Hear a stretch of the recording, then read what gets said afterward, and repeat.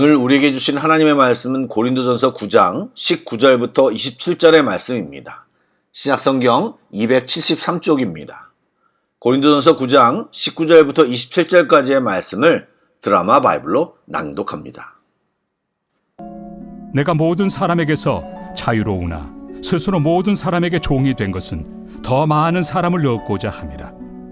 유대인들에게 내가 유대인과 같이 된 것은 유대인들을 얻고자 하며, 율법 아래 있는 자들에게는 내가 율법 아래 있지 아니하나 율법 아래 있는 자같이 된 것은 율법 아래 있는 자들을 얻고자 하며, 율법 없는 자에게는 내가 하나님께는 율법 없는 자가 아니요 도리어 그리스도의 율법 아래 있는 자이나 율법 없는 자와 같이 된 것은 율법 없는 자들을 얻고자 함이라. 약한 자들에게 내가 약한 자와 같이 된 것은 약한 자들을 얻고자 하며, 내가 여러 사람에게 여러 모습이 된 것은 아무쪼록 몇 사람이라도 구원하고자 함이니, 내가 복음을 위하여 모든 것을 행함은 복음에 참여하고자 함이라. 운동장에서 다름질하는 자들이 다 달릴지라도 오직 상을 받는 사람은 한 사람인 줄을 너희가 알지 못하느냐. 너희도 상을 받도록 이와 같이 다름질하라. 이기기를 다투는 자마다 모든 일에 절제하나니 그들은 썩을 승리자의 관을 얻고자 하되 우리는 썩지 아니할 것을 얻고자 하노라. 그러므로 나는 다름질하기를 향방 없는 것 같이 아니하고 싸우기를 허공을 치는 것 같이 아니하며, 내가 내 몸을 쳐 복종하게 함은 내가 남에게 전판 후에 자신이 도리어 버림을 당할까 두려워함이로다. 바울은 본인 스스로도 말했지만 예수 그리스도를 주로 고백하고 믿음으로써 누구에게도 또 어느 곳에도 매이지 않는 자유인이 되었습니다. 그러나 그는 자신의 자유와 권리를 복음을 위해 포기하고 스스로 종이 되었음을 선언합니다. 그 이유가 무엇일까요? 바로 예수님처럼 자신의 이런 종됨을 통해 세상 사람들이 구원을 맛보는 구속의 역사가 일어나길 간절히 소망했기 때문입니다. 이를 위해 자기의 모든 것, 태어나면서부터 가지고 있었던 민족적 정체성, 즉 자신이 누려왔던 모든 것을 포기할 준비가 되어 있었습니다. 그가 포기한 것은 고린도 교회가 부담해야 하는 생활비만이 아니라 그의 모든 것을 가감히 포기했습니다. 그는 유대인 앞에서는 철저하게 율법을 지키는 유대인들로서 이방인들의 문화를 수용하는 삶을 살았습니다. 또한 약한 자들, 즉 유대인으로서 예수님을 영접하고 그리스도인이 되었지만 유대인이 지켜야 할 금기나 문화로부터 자유롭지 못한 자들도 책망하기보다는 인정하고 수용하는 태도를 보였습니다. 바울에게 있어서 최고의 가치는 예수님 닮기였고 예수님이 사랑하신 영혼들이었기에 예수님처럼 그들을 구원하기 위해 포기해야 할 것이 있다면 무엇이든 포기했습니다. 무엇인가를 가득 붙들고 있으면 진정한 자유를 누릴 수 없습니다.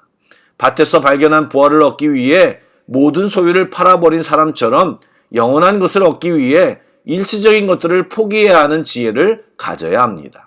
사실 우리는 예수님을 영접했으면서도 우리의 마음과 삶 전부를 주님께 드리지 못하는 경우가 허다합니다. 죄송합니다. 죽은 뒤에 혹시 몰라 보험처럼 믿는 신앙, 세상과 주님과 양다리를 걸치는 신앙들이 많습니다. 그것은 온전한 신앙이라 할 수 없습니다. 저는 이 아침에 그런 분들이 있다면 도전하고 싶습니다. 그럴 수 있습니다. 그런데 정말 우리가 믿고 있는 주님이 내 삶 전부를 걸만한 분인지 아닌지를 좀 확인해 봐야 하지 않을까요? 사도 바울처럼 자신의 모든 것을 걸만한 분인데 이것저것 재다가 세월을 보낸다면 나중에 얼마나 안타깝겠습니까? 적어도 한 번쯤 확인해 봐야 하지 않을까요? 어떻게 확인하냐고요? 말씀대로 살아보는 것입니다. 말씀이 정말 맞는지, 성경에 나와 있는 말씀이 죽은 말씀인지 살아있는 말씀인지를 알아봐야 합니다. 직장의 문제, 삶의 문제, 가정의 문제를 가지고 기도해 보시기 바랍니다.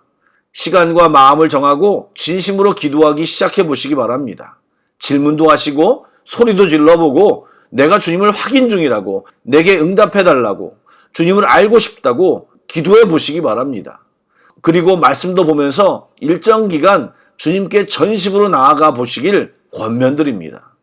주님이 진짜라면, 살아계시고 우리의 인생을 주관하신 분이시라면 기도하는 우리들 앞에 주님이 나타나실 것입니다. 아멘. 축복합니다. 바울은 자기 삶을 선수와 격투기 선수에 빗대어 설명합니다. 이 비유는 기가 막힙니다. 운동선수를 생각해 보시기 바랍니다. 가끔씩 올림픽 후에 들리는 태능선수촌 분위기를 여러분 기억하실 것입니다. 운동선수들은 유한한 보상을 얻을 뿐임에도 최선을 다하고 모든 일을 절제하며 살아가는데 영원한 상을 얻으려 하는 그리스도인들이 그들만큼도 노력하지 않을 수는 없습니다. 바울은 자신이 달리기 선수처럼 방향과 목적을 정확히 잡아서 달리고 격투기 선수처럼 자기 몸을 쳐서 복종시키고 있다고 고백합니다. 무엇을 위해 사역할 것인지 목표를 명확히 하고 내가 싸울 대적은 바로 나 자신이라는 사실을 명확히 한다는 뜻입니다. 특히 바울은 복음 사역이 자신과의 싸움이라는 사실을 잘 알았습니다. 또 복음을 전파하여 교회를 세우는 사역을 감당한 후에라도 그것을 통해 자기 영광을 얻게 되고 결국 주님께 영광을 돌리지 않을 수도 있음을 이미 알고 있었습니다. 그러기에 바울은 자기 자신을 믿지 않았고 자신을 쳐서 복종시키지 않으면 하나님으로부터 버림받을 수도 있다는 경각심을 숨기지 않았습니다. 자기의 것을 포기하고 다른 사람을 배려하는 삶이 쉽지는 않습니다. 하지만 우리가 예수님의 십자가를 생각하고 내 것을 내려놓고 다른 이들을 배려하는 삶의 끝에는 영원한 영광이 있음을 믿는다면 놀라운 영광과 자유를 누릴 수 있을 것입니다. 이 세상에 하나님의 영광을 드러나게 하겠다는 일념만이 우리를 바울처럼 결의에 찬 삶으로 인도할 수 있습니다. 진정한 자유는 주님을 벗어나는 데서 오지 않고 따르는 데서 옵니다. 아담과 하와는 잘못 판단한 것입니다. 내 인생은 나의 것을 외치며 나갔지만 결국 내 인생은 사단의 것이 되었습니다. 그러나 주님의 종이 되어 땀을 흘려 섬기고 내 몫의 십자가를 지며 살아가는 삶을 살면 어느 누구도 경험해보지 못한 참된 자유와 기쁨을 누리게 됩니다. 왜요? 하나님이 인간을 만들 때 그렇게 디자인하셨기 때문입니다. 사랑하는 여러분, 오늘 하루 주님을 위해 내 것을 내려놓고 최선을 다하여 주님을 섬기는 귀한 날 되시길 축복합니다. 아멘. 기도하겠습니다. 사랑의 하나님, 오늘도 말씀으로 도전하시니 감사합니다. 틈만 나면 게을러지고 나태해지고 교만해지려는 저희들을 체근하여 주시니 감사합니다. 복음과 영혼 구원을 위해 최선을 다하게 하시고 주님과 바울의 열심을 배워 이 땅에서 무기력한 자처럼 살지 않게 하여 주옵소서. 영원한 상을 기대하며 오늘도 연습하고 말씀과 기도로 살아가며 주님 바라보며 살기를 소원합니다. 우리의 영혼을 깨워주시고 사탄의 유혹을 말씀으로 물리칠 수 있는 실력을 갖추게 하여 주옵소서. 주님 인도하여 주옵소서. 예수님의 이름으로 기도드립니다. 아멘. 계속해서 찬양한 곡을 묵상하시고 합심기도와 개인기도로 나아가겠습니다.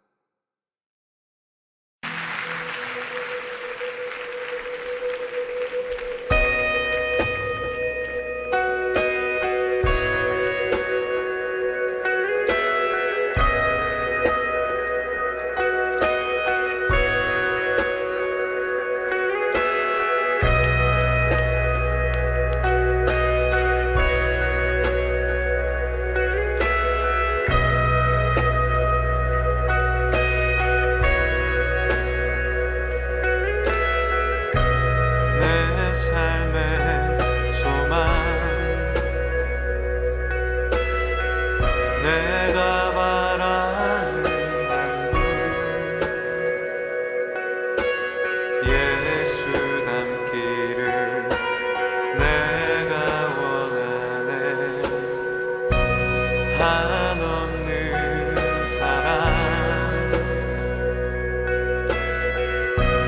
풍성한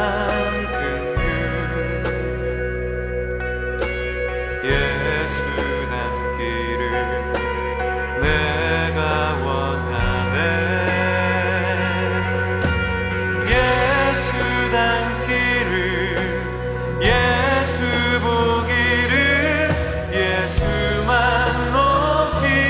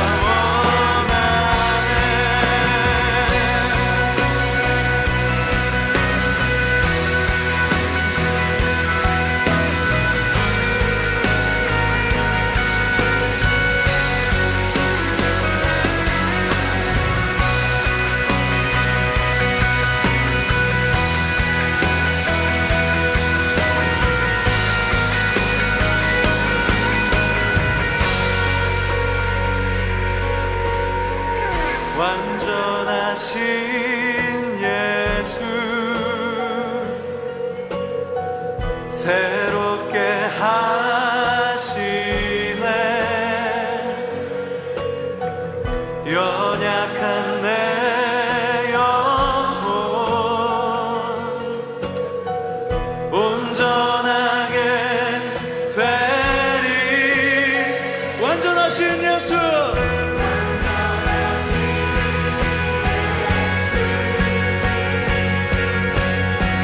새롭게 하시네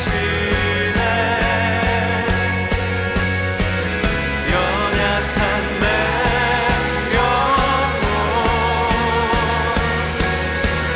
온전하게 되리 오 예수 닮기를